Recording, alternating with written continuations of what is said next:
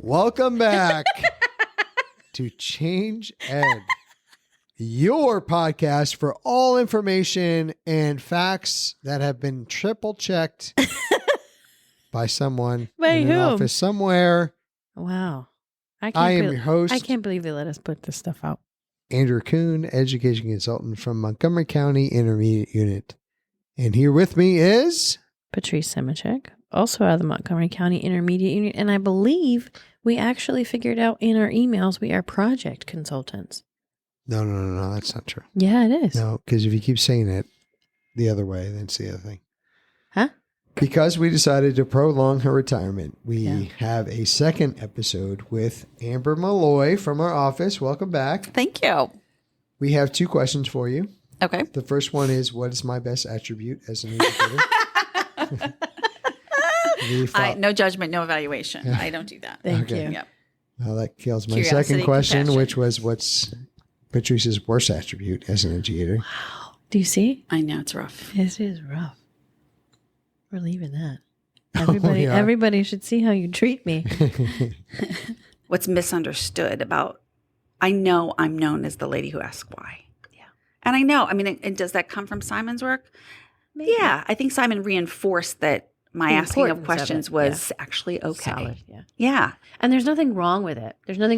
But I can myself, who always feels like I'm in trouble for something. Oh, yeah. And not having had any of those experiences.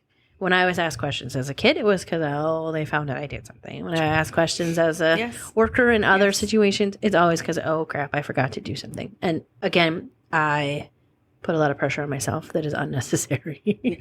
But you're making me think about how we're in our classrooms, we're working with teachers. My goodness, we've worked with them on how to ask questions. It's been such a part of our instructional design. Where do the questions go? It's more about the relationship than the question. So that's where I think we're can't skip over that. No, we've done a disservice. And I think back about the 10 years that I did math, and I'm asking questions. Here's the questions to ask. Here they are. Mm-hmm. I've written them for you. Someone wrote them for you. There's 100 questions for whatever topic. Yes. But we've never talked about the impact of the question without the connection. So I think for me, that's one of those today that I'm having, I need to do a better job of communicating. It's not just about the question. Yeah. We can't have those back pocket questions without the connection to my kids. Circle back to instructional coaching. If I'm coaching an adult. Yeah. Same is true, right? If I'm coaching you and I come at you with, why'd you do that, Patrice? Yep. If we didn't have a relationship, you would shut right down and say, who is that lady? Who does she think she is?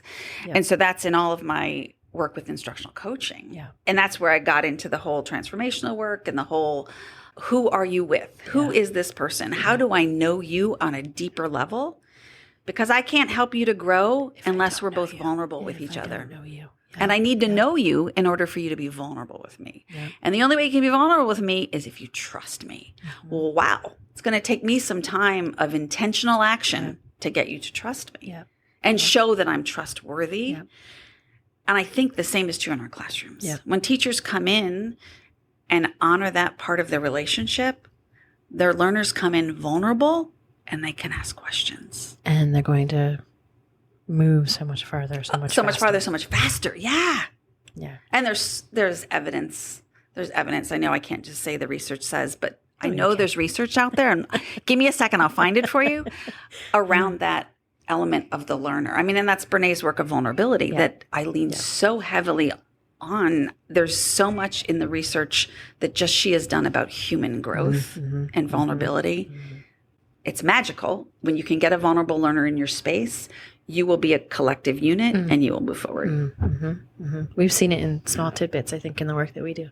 Yeah. One of the gifts that we have experienced ourselves and that we are very focused that we want to be able to share with our listeners this year, but also especially at our Steels Expo, is the gift of curiosity. Mm-hmm. Curiosity is such a gateway. Yeah. And for so many things that I'm hearing and I'm listening to is that being able to literally give it as a gift, you're allowed to be curious. Yes. Being curious is amazing because it leads to so many great things. And a great example of how unintentionally, culturally, that is sometimes not allowed. I would say by and large, not allowed to be curious because you're not falling in line if you're curious. Just the other day, I was in a space and you could look outside and it was very obvious how different the outside looked because it was now winter. Yeah. So when you looked at the landscape, it was just blatantly different from the summer when everything was green and then the fall when you had all the beautiful colors and now nothing, right? Mm-hmm. Like now all of that was gone. And I said to someone, I'm like, wow, that landscape looks very different. And the person turned to me and said, are you feeling okay? And I was like, check. Not allowed to be curious in this space. I'm going to tuck that back in, right? But I also felt like I was tucking in part of myself. Like I really in my adult life became confident and courageous with my own curiosity to be like, this is part of who I am. If I see something, I'm going to talk about it. And I'm probably going to have about 10 questions. Mm-hmm. Some that I could maybe solve on my own, but others where I want others to be part of that. And, what do you think why do you think they parked that way and took up 9 spots? Mm-hmm. It's a really tiny car. How did they do that? Right. Whatever it might be. So my point is I think it's beyond education in our systems. Mm-hmm. It's a cultural thing of like, you don't know the answer, then you don't know what you're talking about versus admitting I know some things. I could get in the door, but I have a lot to learn. And so what you're talking about being this lifelong learner is that it's really that acceptance of like, but I'm not done, right? Just because I'm retiring early, I'm not done, right? Right. My Amber Gochi has to continue growing. There's something I want to keep doing. What's resonating with me with everything you just said is the ways of being. The study of the ways of being that we talk about a lot in instructional coaching is how you show up to the conversation. Whether it be Jim Knight's interpretation, Elena Aguilar's interpretation, Joellen Killian's interpretation. We all mention this ways of being, but Andrew, it's everything you just said in that it's you show up to the space with curiosity, compassion, and courage. And as the coach, you have to step into the space with a lot of courage because you're not sure exactly where it's going to go down. But if you show up in those ways of being predominantly, it's easier to step away from judgment and evaluation. Because I'm not here to judge you or evaluate you. I'm here to be curious about who you are and what you bring to the space and what strengths that you have, what gifts that you have. And then our collective is the two of us being curious about something together. So I might be working with you on engagement strategies in your classroom, but I'm not here to give you answers and be the expert in the space. I'm here to be curious about what you know about engagement strategies. What have you done? You're a teacher. You're a talented educator. You are every day inspiring those around you. What do you know? And I'll share what I know, but I certainly don't know everything. Let's be curious together. Let's be curious together. Let's have the courage to find new ways to do things. You also brought up is like, I feel like I should know or not know, like what's the answer if I don't know the answer? I think the other thing we have to shift in our spaces is it's not the answer, it's an answer. And we want to grow that curiosity to discover what we said before outside of the learning path. What are the other ways? What are the other viewpoints? What are the other things we can learn that can complement our current work versus the answer that is amplified the most in our landscape? As we think about the rift that we can feel in society that we have a hard time getting along or there's issues that divide us. I think the reality is there's so much that actually connects us, but we get hung up on these smaller issues. Yeah. And so what I was hearing from you is curiosity leads to connections because if I'm open and I'm curious, then we find something that connects us and no, you did that too? So did I. And then we find the common ground. But I think we found the issue. We nailed it on the head here on this podcast, which is not the first time we've done it. That because we are not encouraging curiosity, we can't find that common ground. Instead, what divides us? Oh, you didn't know? Well, I knew the answer. So I knew the answer and you didn't. So I have some you have something over me. Yep, you have something over me. Yep. And then that but also there's like multiple the answers. So to add to your point, if you have the answer and I have the answer, we're not going to be able to meet in the middle and have common curiosity in the same way that we would if we were just, let's talk about it. Again, it comes back to the learning culture. Yeah. If our society is a culture of learning, versus knowing the answer. Yeah. I mean, think we get our answers in a moment. You want to know the answer? Google will tell you. Yeah. The answer. Right. And that, again, goes back to that transactional versus transformative. And I think that's, for us, why we got to this spot, even with this podcast, is that we're like, how can we be transformational? And while we banter all the time on the podcast, which actually doesn't matter if we're recording or not, we will do that. There is a common appreciation for that curiosity. Because we came to the table with those 3 C's she mentioned. Yeah. Yes. It took us a minute because I didn't like you. Well, Still not sure if I do. It took me a minute. Well, I think that's the work that we do with instructional coaches, is just calling that out as something to reflect in on and about. Is when I enter this dialogue, am I bringing compassion? Yeah. Is that what's needed right now? Right. When I come to this collective conversation, a group of 30 in the room, and as a leader, how do I come to that conversation? Is it with courage and curiosity? The other work I'll call out is I really appreciate Brene Brown's work on the power dynamic she talks about. And I think that I've always been a leader that has led power with.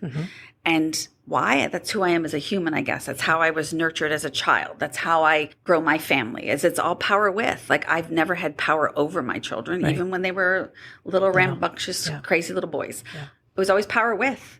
And I think that that's something to think about in your systems, is how systems are organized. What are the power structures? And I think her work, Brene Brown work, her work in that is just insightful. And it really gives us a tool to use to think about, even in the dynamic between the two of you. Was it power over, power with? It's always been power with. But in the power with dynamic, compassion, courage, and curiosity are essential in how you show up to the dialogue. Yeah. I mean, it seems just to me, I think, how do we not know this? How do we not integrate? And I think back to that, again, the learning path and learning off the path is when I went down the route of leadership and I started looking at leadership outside of the field of education. Yeah. Leadership as a field of study. Yep. That's where we have to go, is we are our own institution and entity. Yep. But there's so much we can learn from others. I think the other impactful thing is we're a room full of reflectors. Oh, yeah. Oh, yeah, yeah. Like without coaching again. But without the consistent and constant reflection of how did I show up, and do I need to go back and apologize for how I showed up, because I was coming at it from my personal lens and I had my backup. Being able to be, again, in a safe enough space to say, I messed up. Like, I treated you like crap and I apologize. I think that is a massive piece. And with reflection comes growth, because I'm going to be more aware of my intentions and the way that I'm presenting myself in a space. If I've been reflective about it, I'm going to try not to do that again because of how I know it made you feel or not feel. I accept your apology. But the thing you have to call out. I will reflect on that later and get back to you. You want to differentiate what it means to reflect too. And that's like deeper learning for me, is like we throw around this word, reflect on it, reflect about it, in it. I mean, that's Killian's in on it about. But some people reflect from the, I said that, I maybe shouldn't have said it that way. I'll say it this way, which is a start to reflection. But the deeper reflection is, well, why did you even say it that way? What's inside of you that causes you that abrupt response, or those words? Why are those words part of your regular vernacular? Why is that? And then what's the context, and what's the premise in the dialogue that was the catalyst for you to react that way? And I think that deeper reflection is even harder to spend the time. And I think that's, again, where instructional coaches come in, or executive coaches, or mentor coaches, or whatever role it is that you play, which we didn't really call out in my bio, like my work with instructional coaching and the number of coaches across the county that I have the privilege to interface with. But I think there's something there, is that I reflect. I thought through what I said, and that's not enough to change who you are, to grow yourself as a human. So let's go where you just were talking about the coaching piece. But I want to do it from the lens of Penn State. We didn't talk about the deep blue blood that runs in your veins. But I want to talk about it from how I see you as a micro Penn State. because of the deep, deep following that people have for you and appreciation. But it goes both ways because you literally say, these are my people. They're my people. And I'm going to cry. And your arms just keep extending wider to give them all a hug at the same time. But and they don't, you know what I think is beautiful is that your hands don't actually touch because there's always more room for more people to come in there and to join it. But I don't know that I've gone into any room where you're like, yeah, these are not my people. Like everybody's your people. You're like, somehow we've connected. Nope, not you. Somehow we've connected and we've learned together. And like, there's like that bond that you've created with them. But we've all been around long enough in our careers to see lots of really unbelievable people retire.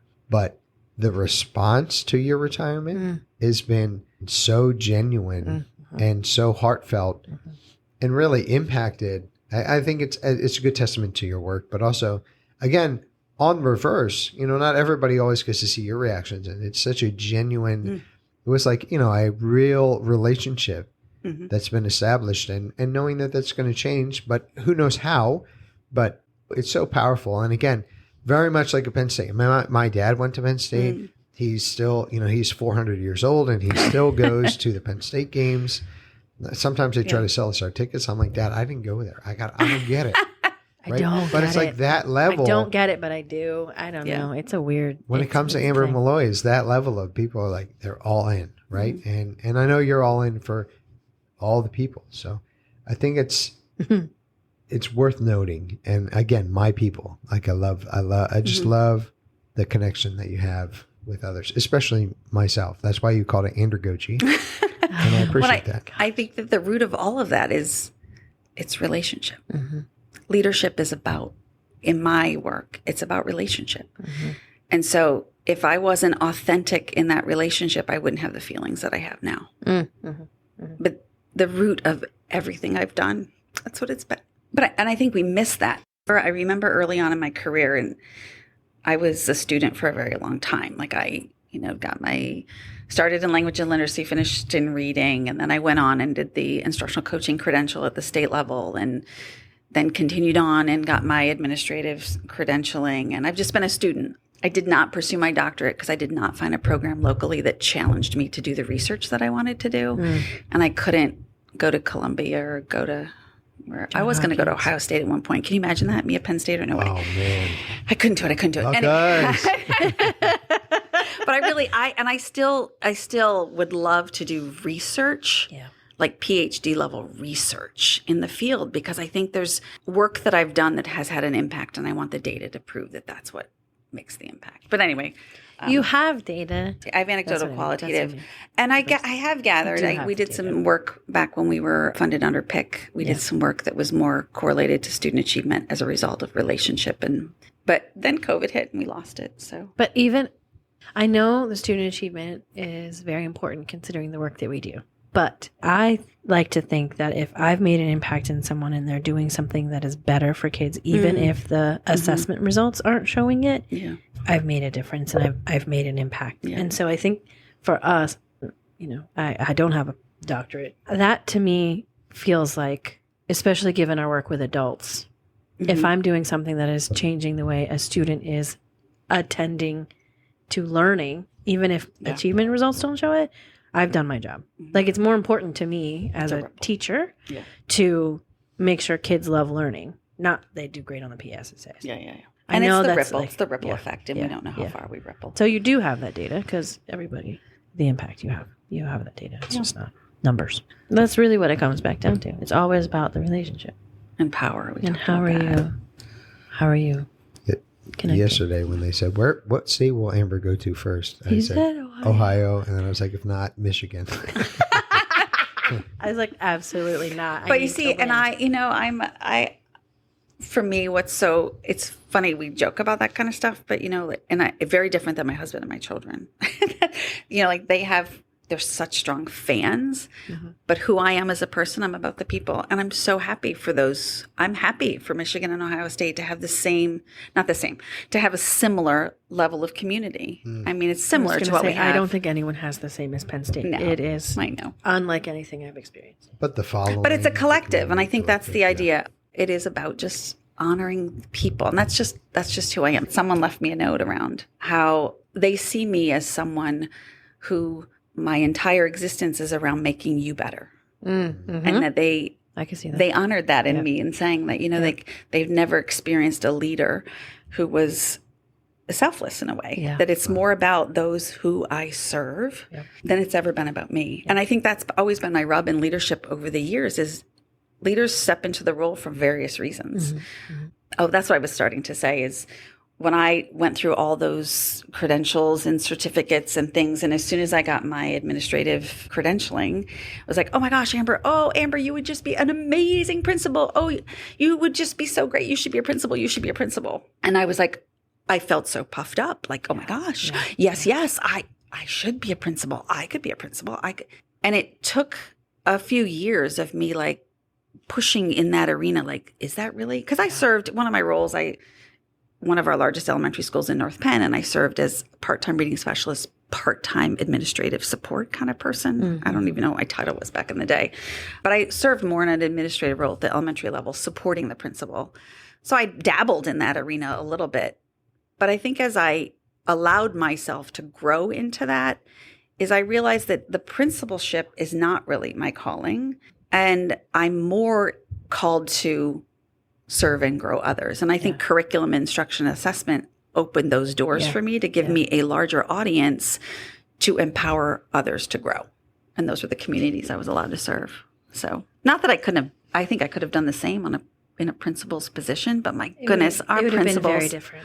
Oh my gosh. And our principals, oh my, what they go through and the communities that they're called to serve, the parents, the students, the teachers, the district administration, like my goodness, they're just the challenges in their landscape. Whew, I don't know if I'd be sitting here today if I took on that role. Yeah. I extra early retirement for you. Yeah. Well, I just think I call them, it's the middle management in our educational systems that are just burdened with so much and yet called to be instructional leaders. Yeah. And yet at the same time, oh my goodness. I could be very far down the list. Yeah. It's just such a challenge. Well, Amber, I'm going to flip the script here on how we usually end things. Oh, dear. Usually I have the final word and we give our guests the second to last final word. Oh. But I'm going to take the second to last and give you the final word. This has never happened before. That's a lot of pressure. Yeah. So I'll talk for a little while to give you some reflective think time. Not that you need it. You got 30 years of data in there, even though you're 36. Weird. I have questions about when you started. But my number one thing would be, this is exactly the reason that we have a podcast is because we're able to share this oral history. There's so much more that's in that mind of yours and that makes up who you are.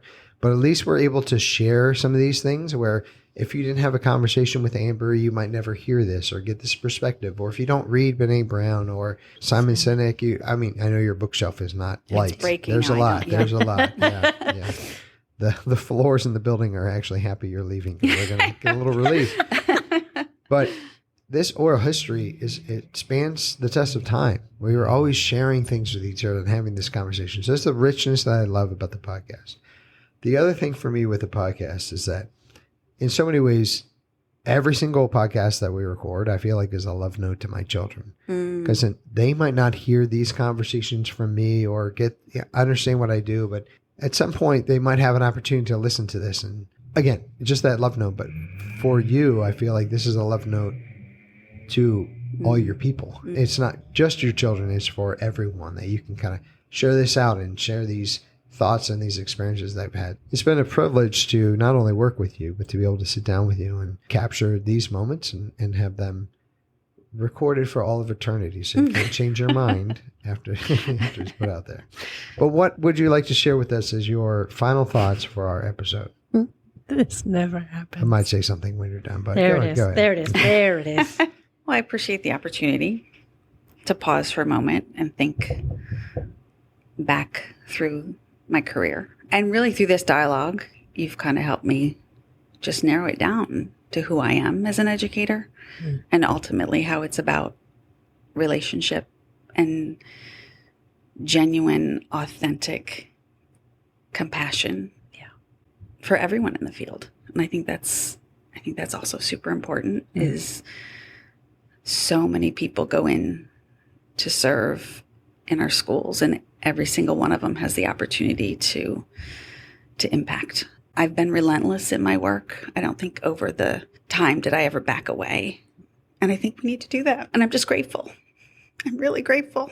And I hope that I would love for all educators to be a part of a community where they're honored for the strengths that they bring. Mm-hmm.